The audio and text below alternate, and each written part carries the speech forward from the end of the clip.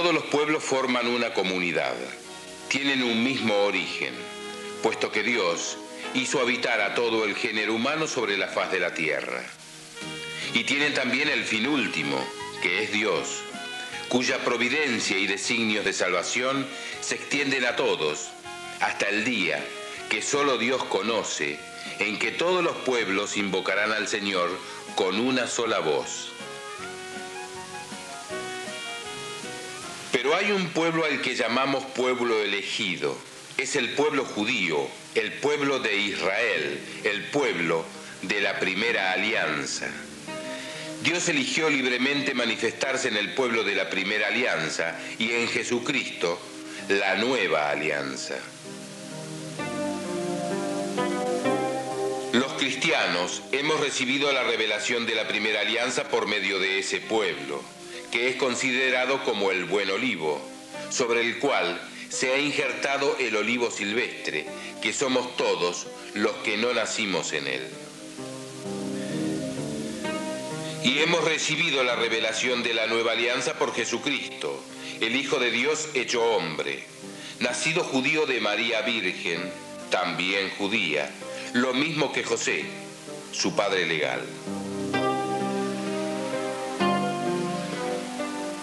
Amamos las escrituras de la primera alianza porque en ellas descubrimos a Dios Padre misericordioso, que quiere salvar a sus hijos.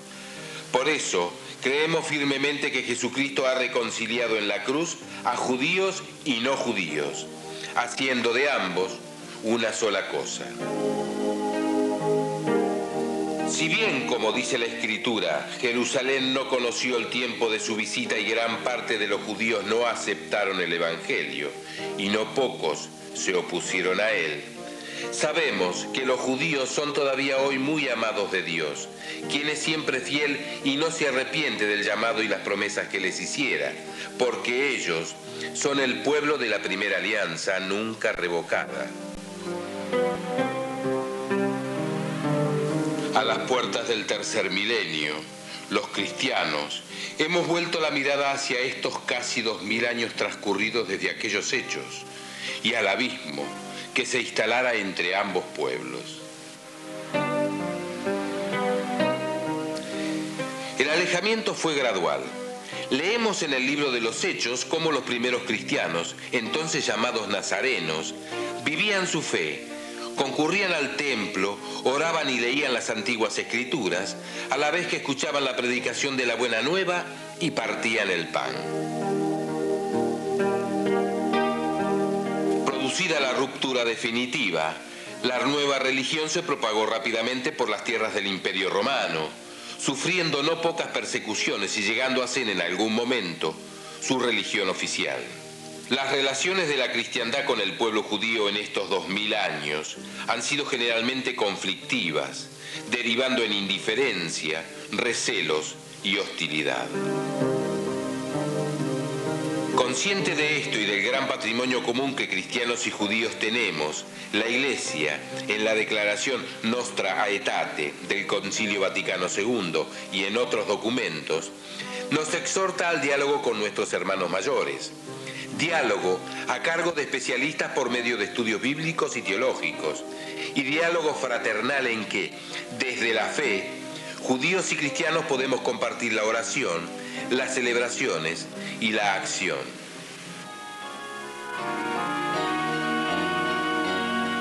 Judíos y cristianos creemos en Dios creador, y reconociendo su señorío, nos sentimos llamados a traducir nuestra fe en la protección de la vida humana y de toda la creación. Judíos y cristianos tenemos en común las escrituras del Antiguo Testamento.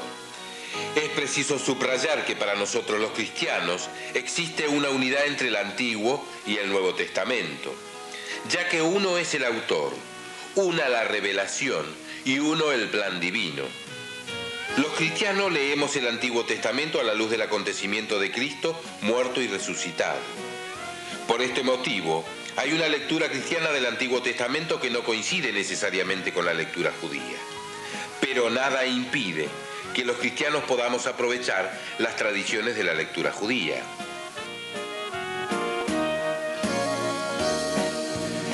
Judíos y cristianos también compartimos la esperanza en el reino de Dios. El pueblo de Dios de la antigua alianza espera la venida del Mesías, mientras que nosotros, el pueblo de la nueva alianza, esperamos su retorno.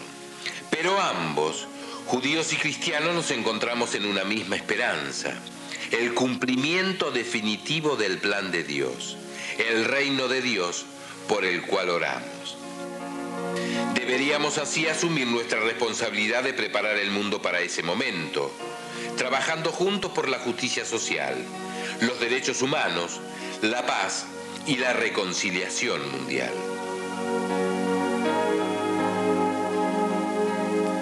Judíos y cristianos tenemos en común mucho de nuestras liturgias y oraciones.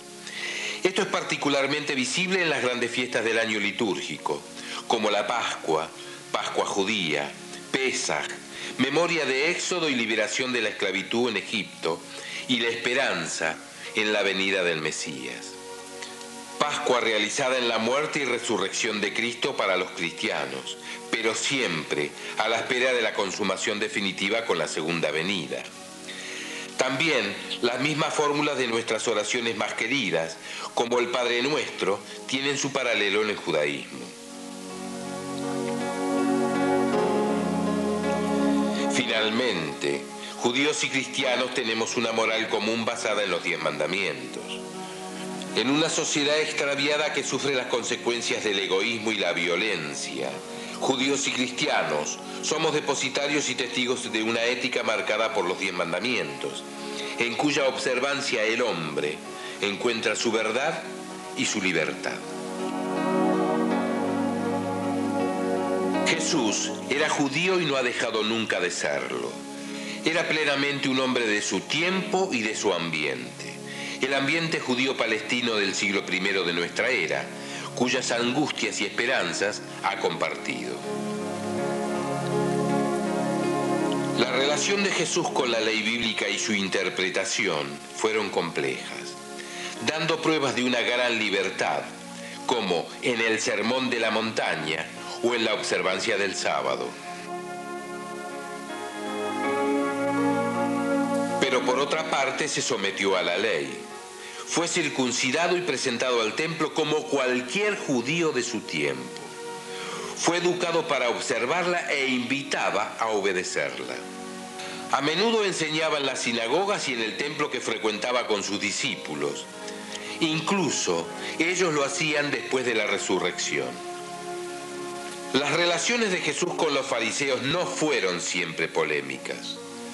Compartió, como la mayoría de los judíos palestinos de su tiempo, doctrinas propias de los fariseos como la resurrección de los cuerpos y formas de piedad, limosna, oración y ayuno, la costumbre de dirigirse a Dios como Padre, la prioridad del amor a Dios y al prójimo, y el uso de las parábolas en su predicación.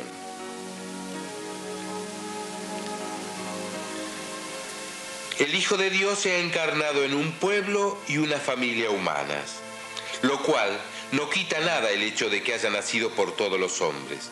Alrededor del pesebre están los pastores judíos y los magos paganos. Ni de que haya muerto por todos. Al pie de la cruz encontramos a judíos como María y Juan, y a paganos como el centurión. Así, la muerte de Cristo no puede ser imputada a todos los judíos que vivían entonces, ni a los judíos de hoy. Cristo abrazó voluntariamente su pasión y muerte por los pecados de todos los hombres.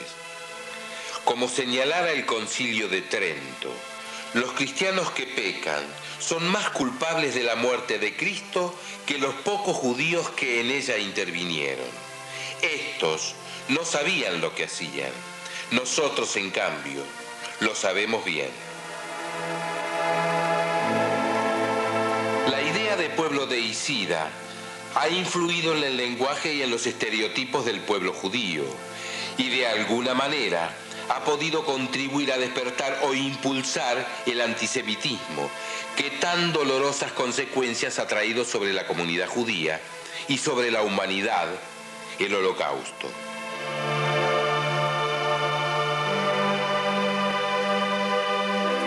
La historia de Israel no acaba en el año 70 con la destrucción del templo y la dispersión del pueblo. Seguirá adelante, especialmente en una numerosa diáspora que permitirá a Israel llevar a todas partes el testimonio, a menudo heroico, de su fidelidad a Dios único, conservando la memoria de la tierra de sus antepasados. La persistencia de Israel, cuando tantos pueblos antiguos han desaparecido, es un hecho histórico y a la vez un signo que pide ser interpretado en el plan de Dios. La fe y la vida religiosa del pueblo judío, tal como son vividas y profesadas hoy, pueden ayudar a comprender mejor ciertos aspectos de la vida de la Iglesia. Tanto los cristianos como los judíos somos hoy llamados por Dios a transformar el desprecio en amor, la indiferencia en solidaridad, la ignorancia en conocimiento.